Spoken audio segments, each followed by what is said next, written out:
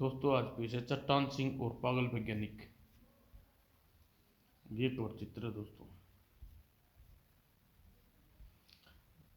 वह एक भयानक रात थी जब चट्टान सिंह अपनी एक उड़ान तस्तरी से पृथ्वी की ओर आते देखा। ओह, यह उड़न तस्तरी किसी अन्य ग्रह से आई है। मुझे पता लगाना होगा यह लोग यहाँ क्यों आए हैं। चट्टान सिंह उसी ओर पहुंचा जहाँ उड़न तस्तरी उतरी। उस उड़न तस्तरी में जरूर कोई बाहर निकलेगा। उस उससे मालूम हो जाएगा कि यह पृथ्वी पर आने वाले हमारे दुश्मन नहीं हैं दोस्त। तभी एक विचित्र प्राणी उड़न तस्तरी से बाहर निकला। सुनो पृथ्वीवासियों, हम मंगल ग्रह से आए। हम पृथ्वी का सारा लोहा ले जाना चाहते हैं। हमारे ग्रह में लोहे की कमी है। हम पृथ्वी पर लोहा की एक कील नहीं छोड़ेंगे। हो सकता है कि तुम्हारा विज्ञान सबसे अधिक तरक्की कर चुका हो, लेकिन यह मत भूलो कि तुम्हें मनमानी नहीं करने दूंगा। भलाई इसी में है कि तुम वापस मंगल ग्रह लौट जाओ और पृथ्वीवासी की संपत्ति पर आंख उठाकर देखने की कोशिश न करना। इसका मतलब हमें मजबूरन अपनी शक्ति का प्रयोग करनी पड़ेगी। तभी उड़न तस्तरी में आग की लपटें से घिरी एक आकृति चट्टान सिंह की ओर बढ़ने लगी। चट्टान सिंह अपने आप को अग्नि किरणों से बचा लिया। ओह, यह क्या भला है। मैं इतनी आसानी से मरने वाला नहीं हूँ। चट्टान सिंह ने एक लोहे की मजबूत छड़ उद्यानों पर फेंक के मारी, लेकिन लोहे की छड़ तेज आग के कारण पिघल गई। हा हा हा, यही हाल तेरा भी होगा। चट्टान सिंह ने अपनी वैज्ञानिक शक्ति का प्रयोग किया जो सोलर किरणों उस प्राणी पर छोड़ी। ओह, यह क्या चक्कर है। धीरे धीरे सोलर किरणें उस प्राणी की चारों ओर से घेर से जकड़ लिया, लेकिन अग्नि मानव पूरी तरह कैद हो गया। लेकिन वह अभी भी अग्नि किरणें फेंक रहा था। अब अग्नि मानव स्वयं को अपनी आग में भस्म हो जाएगा। वही हुआ। अग्नि मानव बहुत तेजी से जलने लगा और दूसरे ही पल बम की तरह फटकर नष्ट हो गया।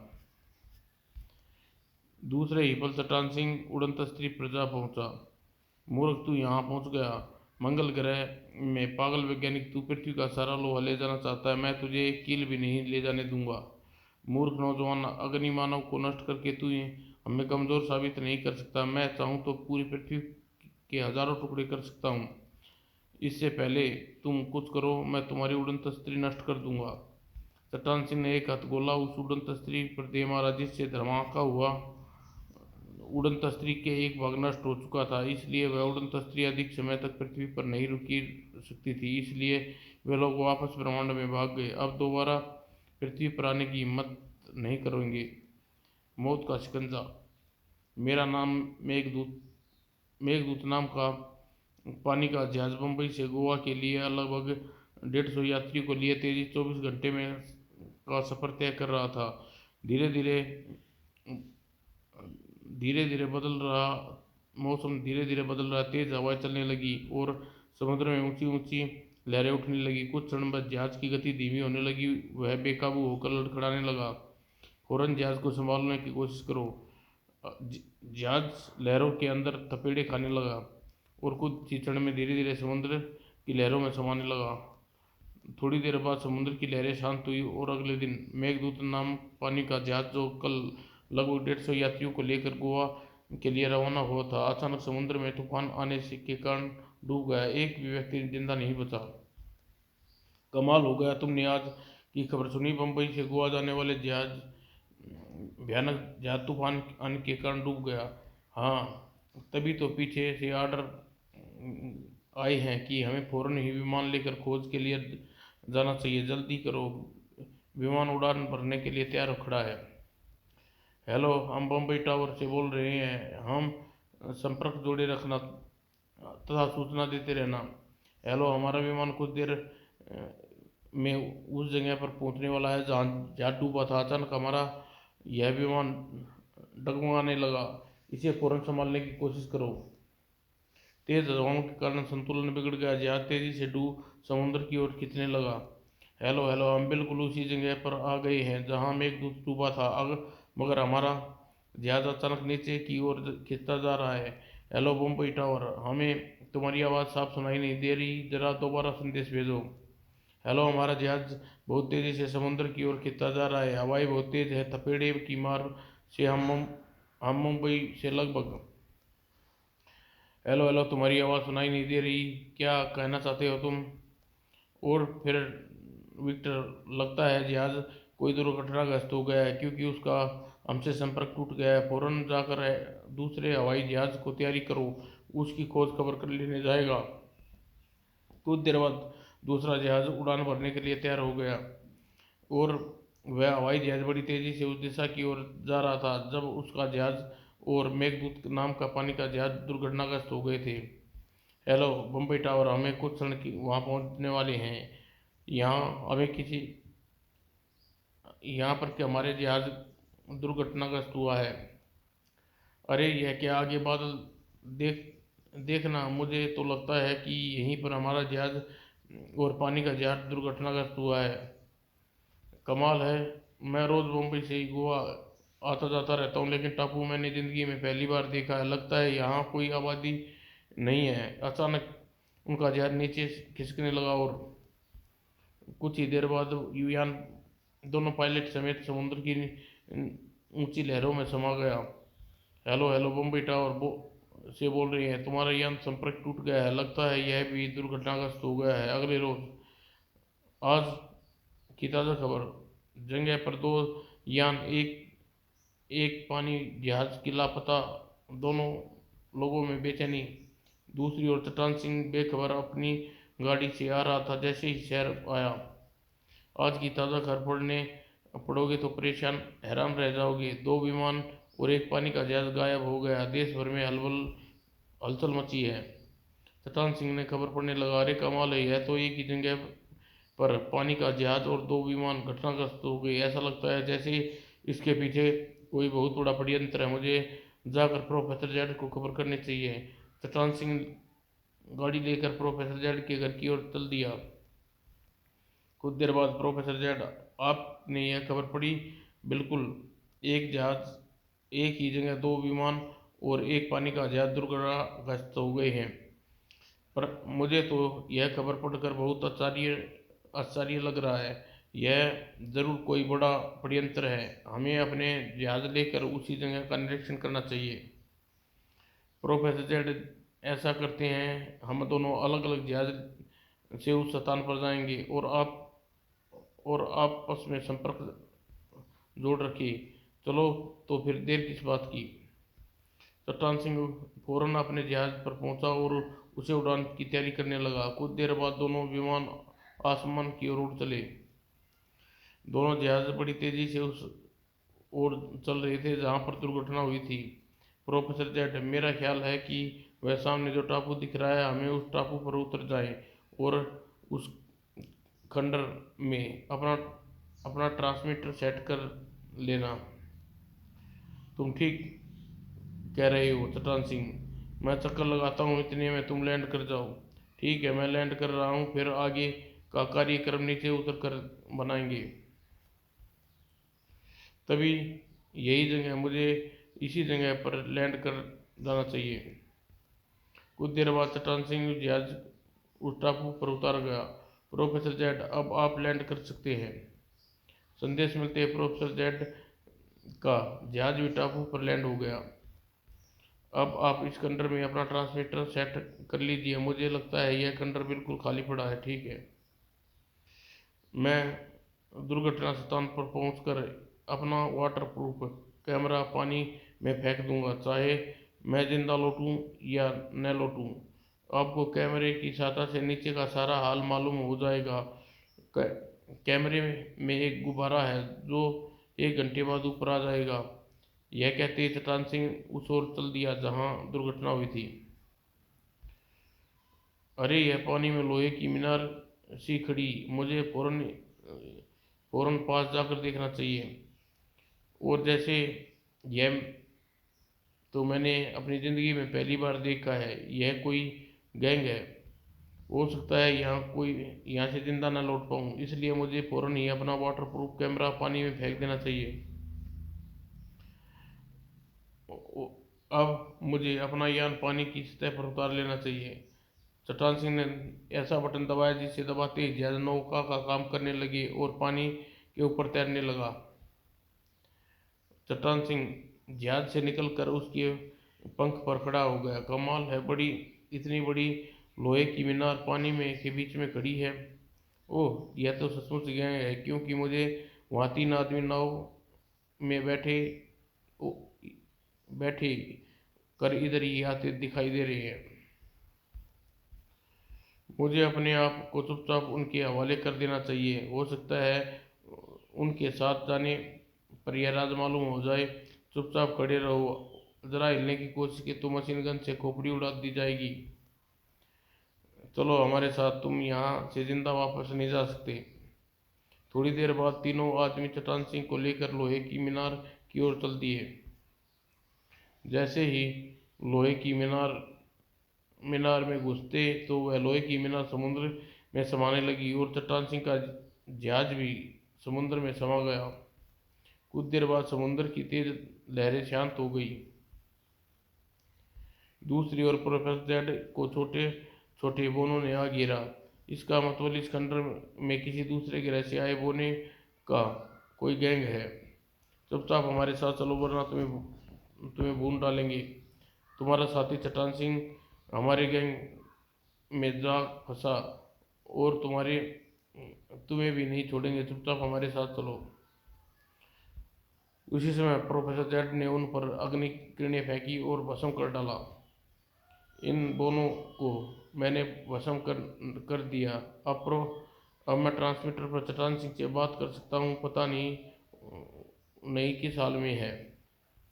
प्रोफेसर जेड ट्रांसमीटर लेकर अपने जहाज में आ गई। हेलो हेलो चट्टान सिंह, हेलो हेलो। चट्टान सिंह कोई जवाब नहीं दे रहा। हमारा संपर्क टूट गया। लगता है चट्टान सिंह किसी भारी खतरे में है। मुझे फौरन ही अपने जहाज में उसे खोदने के लिए निकल देना चाहिए। यदि कोई गड़बड़ हुई तो मुझे चट्टान सिंह का फेंका कैमरा मिल जाएगा। दूसरे ही पल प्रोफेसर जेड यान को पानी पर कश्ती के समान तैर रहा था। चट्टान सिंह इसी दिशा में गया था, लेकिन उसका यान दूर दूर तक पता नहीं। इस समय 20 किलोमीटर पश्चिम ओर पहुंच चुका हूँ। चट्टान सिंह का फेंका कैमरा आसपास कहीं पानी में होगा। वह कैमरा जो चट्टान सिंह ने समुद्र में फेंका था, समुद्र की तली में पहुंचकर तस्वीरें उतार रहा था। कैमरे की रील खत्म होते ही एक ऑटोमेटिक बटन दब गया और जिससे कैमरे के साथ बंधे गुब्बारे गैस में भरने लगी। फिर वह गुब्बारा अपने आप बंधे कैमरे को लेकर ऊपर की ओर उठने लगा। समुद्र की सतह पर आकर उस गुब्बारे में लाल रंग का धुआं उठने लगा, जो प्रोफेसर जेड को विमान को बहुत दूर से दिखाई दे गया। ओह, यह कैमरे का सिग्नल है। मुझे वहां पहुंचकर कैमरे को पानी से निकाल लेना चाहिए। अगले ही पल प्रोफेसर का जहाज पानी की सतह पर था और प्रोफेसर जेड ने जहाज पर तैरता और खिड़की से बाहर निकलकर उस गुब्बारे की ओर बढ़ गया। पानी तेज बहाव भी प्रोफेसर जेड को कैमरा पकड़ लिया और जब कैमरा प्रोफेसर जेड के पास पहुंचा, प्रोफेसर जेड का जहाज दोबारा खंडरों की तरफ चल दिया। मुझे कैमरे की रील से पता लगाना कि पानी के नीचे कौन सी चीज़ है जिससे के कारण जहाज अपने पानी में डूब गई और उसका कुछ पता न चला सका। थोड़ी देर बाद प्रोफेसर जेड का जहाज टापू पर उतरा। अब इस कैमरे की फिल्म को डेवलप करने से मैं पता लगा लूँगा समुद्र के नीचे क्या गड़बड़ है। प्रोफेसर जेड ने कैमरे की फिल्म डेवलप कर ली और उसे प्रोजेक्टर में फिट कर दिया। फिल्म प्रोजेक्टर पर चालू हो गई, लेकिन प्रोफेसर जेड को स्क्रीन पर सिवाय अंधेरे के कुछ नजर नहीं आया। प्रोफेसर जेड बहुत निराश हुए। अचानक स्क्रीन पर लोहे का गुंबद आया। वो यह लोहे की इमारत समुद्र में उभरी और जहाज़ों को अपनी ओर खींच लेती है। फिल्म चलती रही, जिसमें उसने देखा कि विशाल इमारत समुद्र के समाने लगी और लोहे की विशाल इमारत स्टील के बहुत मजबूत तारों से खींच रही थी, और समुद्र की तली में बने एक विशाल विशाल सेंटर पर जाकर रुकी। दूसरी ओर चट्टान को गिरफ्तार करने वाले वह गुंडे बास के पास पहुंच गए। बास, हम एक और आदमी को पकड़ कर लाए हैं, यह हमारे अड्डे के पास तक आ गया था। मुझे यह आदमी कुछ ज़्यादा ही चालाक मालूम होता है, इसे कैद कर डाल दो और इस पर नज़र रखना। अब नीचे जाकर समुद्र की खुदाई शुरू कर दो। बास, समुद्र की खुदाई करके तुम क्या पत्थर के टुकड़े करोगे? हाँ, मैं पत्थर इकट्ठे करता हूँ, लेकिन उन पत्थरों को हम हीरे कहते हैं। यह समुद्र के नीचे हीरे की इतनी बड़ी खान है जिसका अंदाज़ा एक आम आदमी नहीं लगा सकता। मैं नहीं चाहता कि कोई आदमी समुद्र में इस ओर आए, क्योंकि इस हीरे से मैं हासिल करना चाहता हूँ, लेकिन मुझे अफसोस है कि यह राज की बात तुम अब किसी को नहीं बता पाओगे। मेरी कैद में सड़ सड़ कर मर जाओगे। ब्लैक क्रॉस, इस आदमी को ले जाकर तहखाने वाली कैद में बंद कर दो। चलो, तुम्हें तुम्हारा कमरा दिखा दूं। अगर चालाक बनने की कोशिश की तो अच्छा नहीं होगा। अब तक तो कोई चालाक बनने की तुम ही चालाक बने हुए। मेरे चालाक बनते ही तुम्हारे सारे गैंग की चालाकी एक पल में निकल जाएगी। चट्टान सिंह, हम तुम्हारे बारे में बहुत कुछ पहले ही सुन चुके हैं। हम जानते हैं कि तुम बहुत बहादुर हो, लेकिन हमारे सामने तुम्हारी बहादुरी नहीं चल पाएगी। सागा, तुम इसे कमरे में पहुंचा दो। अगर यह चालाकी करे तो गोली से उड़ा देना। मैं कोई चालाकी नहीं करूंगा बास। बास का आदमी चट्टान सिंह को मशीन गन की कवर कर गैलरी में लिए गया। बास की बेटी बरखा ने चट्टान सिंह को बंदूक की नोक पर ले जाते देखा। वह चौंक गई। डैडी ने मुझसे कहा था कि वह यहाँ समुद्र के नीचे तेल निकालने आए हैं, लेकिन यहाँ बंदूकों का क्या काम? दरवाज़ा खोल, वह सीधे अंदर चले जाओ। चट्टान सिंह, आज के बाद तुम इसी कमरे में रहोगे। यहाँ यह याद रखना, किसी भी चालाकी का मतलब मौत होगा। चट्टान सिंह कमरे में जाते ही बाहर से दरवाज़ा बंद कर दिया। अब इस गैंग का सफाया करके ही यहाँ से जाऊँगा। दूसरी ओर प्रोफेसर जेड उस जगह का नक्शा बना रहा था जहाँ उन्हें कैमरा मिला था। चट्टान सिंह ने कैमरे को यहाँ गिराया था। इसका मतलब दुश्मन का अड्डा यहीं आसपास है। इस जगह से 25 किलोमीटर पश्चिम की ओर उस स्थान में पानी में अपना ट्रांसमीटर सेट कर देना चाहिए। थोड़ी देर बाद प्रोफेसर जेड पानी में अपना ट्रांसमीटर जंक्शन छोड़ने के लिए अपना जहाज द्वारा रवाना हो गए। यह ट्रांसमीटर जंक्शन अधिक शक्तिशाली है। इससे द्वारा चट्टान सिंह से संपर्क कर सकूंगा। क्योंकि चट्टान सिंह बहुत दूर है, इसलिए ट्रांसमीटर समुद्र में डालना पड़ रहा है। प्रोफेसर जेड ने ट्रांसमीटर बॉक्स को एक पैराशूट से बांध दिया और छोड़ दिया। पैराशूट के सारे ट्रांस ट्रांसमीटर जंक्शन धीरे धीरे समुद्र की ओर जाने लगा और फिर समुद्र की सतह पर जाकर रुक गया। प्रोफेसर जेड दोबारा खंडर वाले टापू पर आ गए। अब मुझे चट्टान सिंह से ट्रांसमीटर पर बात करता हूँ। वह किसी हाल में है और कहाँ है? प्रोफेसर जेड ने अपने ट्रांसमीटर का संबंध चट्टान सिंह की घड़ी में लगे ट्रांसमीटर से जोड़ा। हेलो हेलो चट्टान सिंह, मैं प्रोफेसर जेड बोल रहा हूँ। तुम वहाँ जहाँ भी हो, तुम्हें अगर मेरी आवाज़ सुन रहे हो तो फौरन जवाब दो, किस हाल में हो? दूसरी ओर घड़ी हाथ में बंदी आवाज़ आने लगी। प्रोफेसर जेड का संदेश आया है। अब मुझे चालाकी से काम लेना होगा। प्रोफेसर जेड, गलत संदेश देकर मैं बास को बेवकूफ़ बना दूंगा। हेलो हेलो, चट्टान सिंह बोल रहा हूँ। वैसे मुझे बास ने गिरफ्तार कर लिया रखा है, लेकिन इस कैद से छूटना भी नहीं चाहता, क्योंकि बाहरी दुनिया में आकर परेशानी के अतिरिक्त कुछ भी नहीं। अगर मैं बास के साथ मिल जाऊं तो समुद्र के नीचे हीरो का जो इतना बड़ा भंडार है जिसे एक आम आदमी सोच भी नहीं सकता, बास खुश होकर मुझसे कुछ हिस्सा दे देंगे। इसलिए मेरा इंतज़ार मत करो। मुझे बास के साथ मिलने में ज़्यादा फायदा है। ओवर।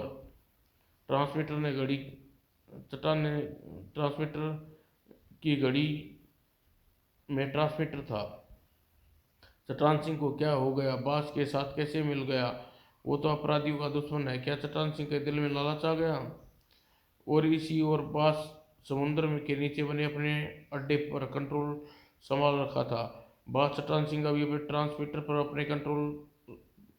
अपने कंट्रोल से बात कर रहा था। मैंने उसकी बातें टेप कर ली है वह तुम सुन लो। बास ने टेप को सुना और चौंका। इसलिए मेरा इंतज़ार मत करो।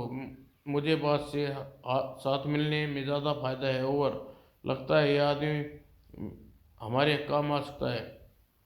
लगता है यह आदमी लालची है और बहादुर भी है, इसलिए ये आदमी हमारे काम आ सकता है। इससे बात करके अपने गैंग में मिला लेना चाहिए। ऑपरेटर, चट्टान सिंह नाम की उस आदमी को हमारे पास भेजो। बास अपने कमरे में बैठा चट्टान सिंह की टेप की आवाज़ सुन रहा था। मुझे बास के साथ मिलने में ज़्यादा फायदा है। मुझे लगता है चट्टान सिंह मेरा जैसा अपराधी है। तभी बास की बेटी आई और सब कुछ सुन लिया। बेटी, तुम कब यहाँ आई और क्या सुन रही हो? डैडी, ये कैसा टेप सुन रहे हैं? तुम किसी अपराधी से बारे में बोल रहे थे। बेटी, यह सब एक नाटक है सुन रहा था और कुछ नहीं। लाओ डैडी, मुझे दो ये टेप, मैं भी सुनूंगी ये नाटक। बेटी, जिद नहीं किया करते, तुम जाओ, इस वक्त मैं बहुत व्यस्त हूँ। डैडी की बात सुनकर बाहर चली गई। लगता है डैडी कुछ छुपा रहे हैं, दाल में कुछ काला है। तभी उसने देखा एक आदमी ट्रे में खाना लेकर जा रहा था। यह किसका नाश्ता ले जा रही हो? के उसके दी का नहीं, मेहमान का। चलो मैं भी चलती हूँ उस मेहमान को देखने और डैडी के मेहमान से मिल लूँगी। वहाँ नहीं, बस उसे मिलने के लिए मना कर रखा है। यह कहकर वह चला गया। मेरा शक ठीक था, वह आदमी डैडी का मेहमान नहीं, कैदी है। लगता है डैडी समुद्र की से तेल निकालने नहीं बल्कि बहुत बड़ा गैंग बनाने यहाँ आए हैं। दूसरी ओर बास के कमरे में, तुम जाकर एरियल को ऊपर करो, मैं खंडर वाले टापू में के आदमी से बात करूंगा। तभी मशीन के द्वारा एक एंटीना लोहे के ग्लोब को बाहर निकाला। थोड़ी देर बाद वह एरियल समुद्र की सतह से बाहर निकल आया और बास खंडर वाले टापू में ट्रांसमीटर पर बात करने लगा। हेलो हेलो, खंडर वाले टापू से बोल रहा, मैं बास बोल रहा हूँ। हेलो, जवाब दो, तुमसे बात करता हूँ। ओ, लगता है प्रोफेसर, लगता है खंडर वाले टापू से हमारे आदमी कहीं गश्त पर गए हुए हैं। थोड़ी देर बाद दोबारा फ़ोन करूँगा। हेलो हेलो जॉन, तुम चट्टान सिंह को लेकर मेरे कमरे में आ जाओ। ओके बास। चलो, तुम्हें बास ने बुलाया है। ज़्यादा चालाक बनने की कोशिश की तो गोली मार दी जाएगी। तुम्हारे बास ने मुझसे क्या काम है? तुम अपने काम से काम रखो, चुपचाप मेरे साथ चलो। तुम्हें फालतू जवाब जबान चलाने की मतलब मौत है। थोड़ी देर बाद चट्टान सिंह बाज के सामने था।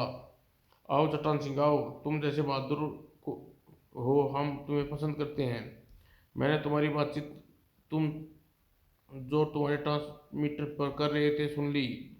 हमारे जैसे ही बड़े अपराधी हो, हम तुम्हें अपने गैंग में शामिल कर सकते हैं अगर तुम वफादारी से काम करो। चाहो तो जीवन हम तुम्हें जीवन ज़मीन में से कुछ हीरे का हिस्सा देंगे। मुझे मंजूर है।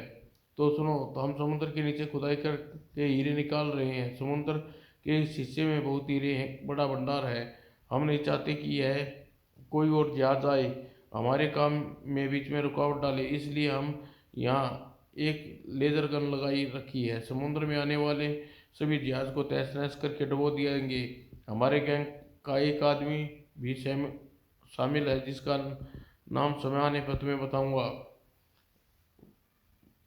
वाह वाह बॉस, कमाल कर दिया। तुम्हारी स्कीम से तो हम पूरी दुनिया को लूट खाएंगे। अब तुम्हारा काम यह है कि समुद्र के इस ओर आने वाले ना आने पाए। मुझे अपनी घड़ी पर लगा ट्रांसमीटर दे दो। तभी चट्टान सिंह ने बास को गुस्सा जड़ दिया, बास अब तुम्हारा खेल खत्म, अधिक देर नहीं चल पाएगा।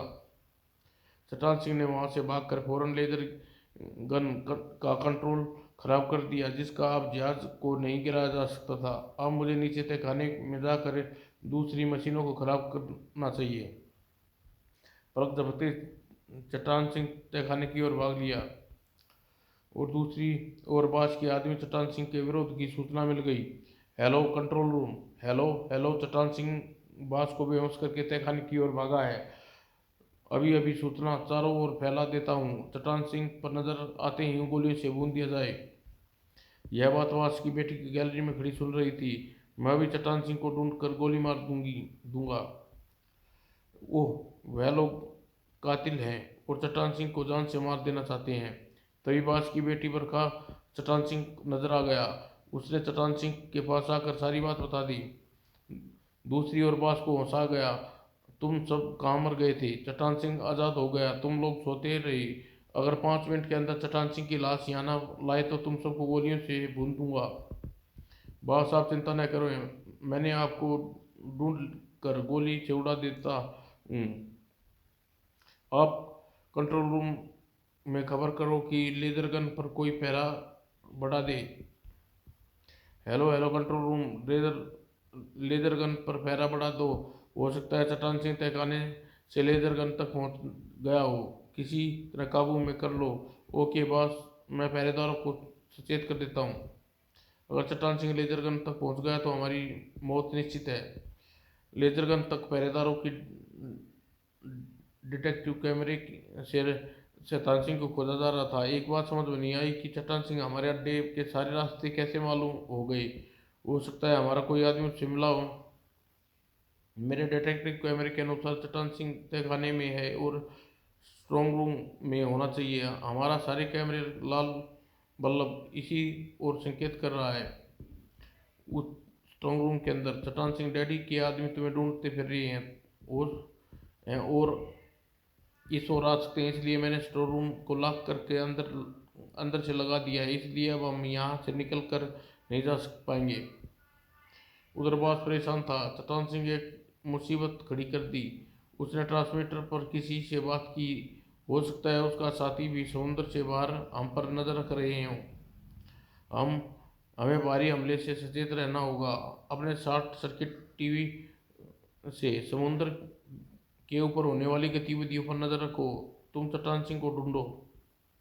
दूसरी ओर बास की बेटी बरखा चट्टान सिंह के पास पहुंची। चट्टान सिंह, मुझे पता लगा है मेरे डैडी भी एक बड़े अपराधी हैं।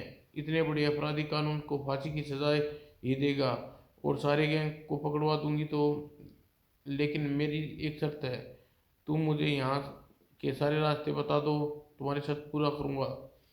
मेरी एक शर्त है कि तुम डैडी को कानून की सजाए मौत न दिलवा कर उम्र कैद दिलवा देना। डैडी के अलावा इस दुनिया में मेरा कोई नहीं है, मुझे मंजूर है। उधर बाहर शॉर्ट सर्किट टीवी समुद्र के ऊपर होने वाली गतिविधियों पर नजर रखे हुए था।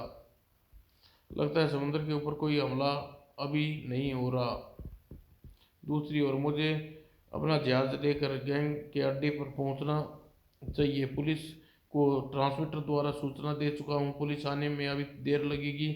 ऐसा है तो ऐसा न हो चट्टान सिंह मुसीबत में पड़ जाए, मुझे वहाँ पहुँचना चाहिए। थोड़ी देर बाद प्रोफेसर जेड जहाज से अड्डे की ओर उड़ चला।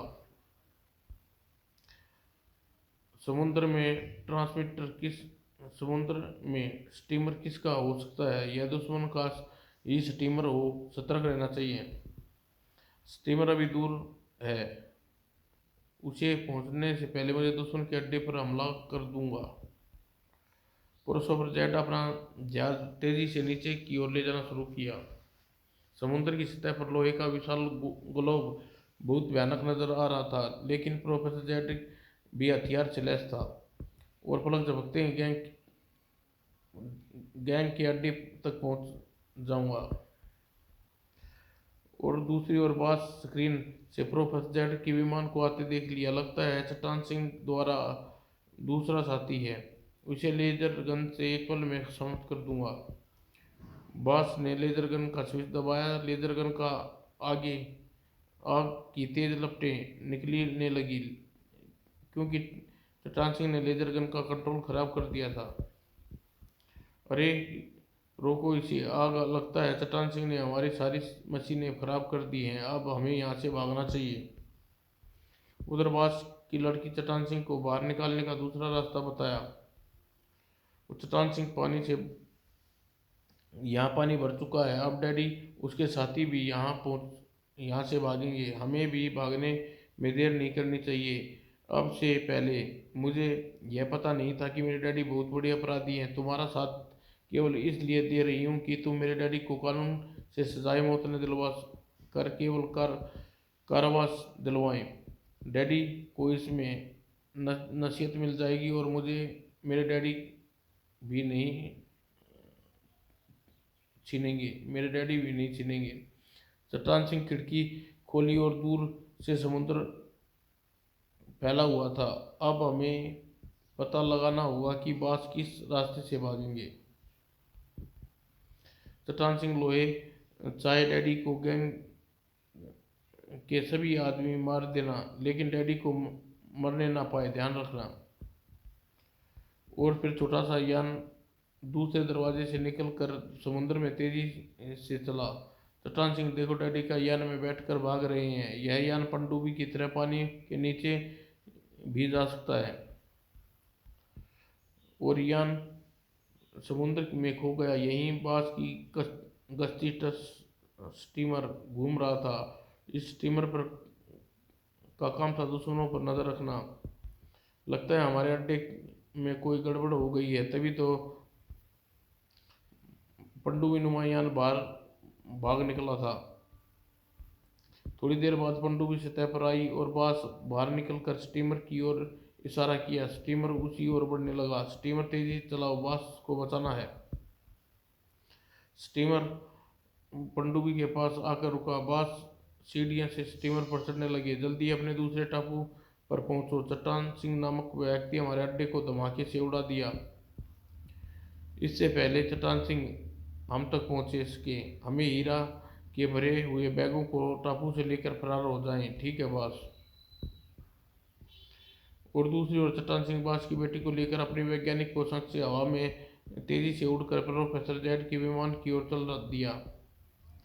और फिर चट्टान सिंह प्रोफेसर जेड के विमान में पहुंचा। जल्दी से बास की खोज करो।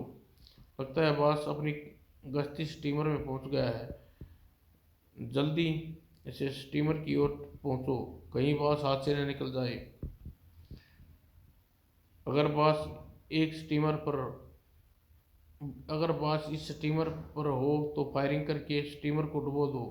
ठीक है चट्टान सिंह। वह स्टीमर टापू के करीब पहुंच गया। तुम सब यहीं ठहरो, मैं जाकर टापू के तहखाने से हीरे भरे बैग लेकर आऊँगा। हम स्टीमर के काफ़ी करीब हैं, अब हमें फायरिंग शुरू कर देनी चाहिए। स्टीमर को नीचे गोलियां मारो ताकि स्टीमर में पानी भर जाए और डूब जाए। प्रोफेसर जेड अपनी गोलियों की बौछार कर दी और चट्टान सिंह ने गोलियों से हमारे स्टीमर को छलनी कर दिया। अब स्टीमर पानी में भरने लगा है, जल्दी उस पर निशाना बनाओ। स्टीमर उस जहाज पर निशाना लगाने लगा जो चूक गया, लेकिन दूसरा निशाना ठीक लग गया और जहाज का संतुलन बिगड़ गया।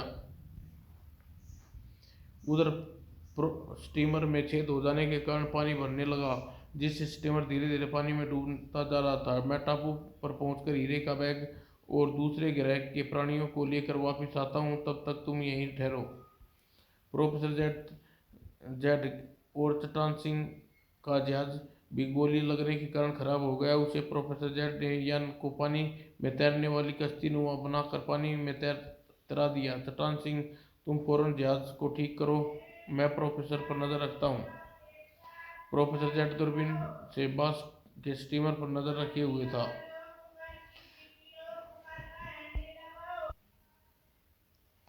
बास का स्टीमर टापू के किनारे पहुंच चुका है, कहीं ऐसा न हो वह भागने में सफल हो जाए। थोड़ी देर बाद ही यान ठीक कर लिया गया। प्रोफेसर जेड ने उड़ान भरने के लिए यान का इंजन चालू किया। प्रोफेसर जेड, यान की गति तेज करो, लगता है बास टापू पर पहुंच गया है। फिर प्रोफेसर जेड ने चट्टान सिंह को अपने यान पर द्वारा वो टापू पर पहुंच गए। चट्टान सिंह प्रोफेसर जेड को वहीं छोड़कर टापू की तलाश खंडरों की ओर चल दिया। लगता है बास यहीं पर अड्डा है। उधर बास खंडर में गुप्त स्थान पर हीरो का बैग निकाल लिया।